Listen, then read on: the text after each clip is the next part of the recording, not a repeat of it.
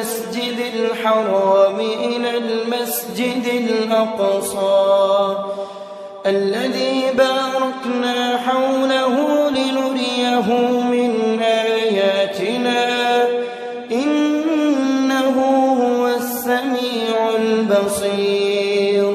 وآتينا موسى الكتاب وجعلناه هدى لبني إسرائيل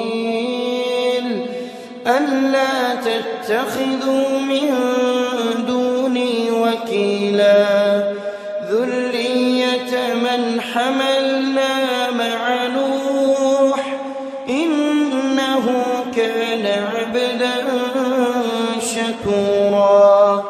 وقضينا إلى بني إسرائيل في الكتاب لتفسدن في الأرض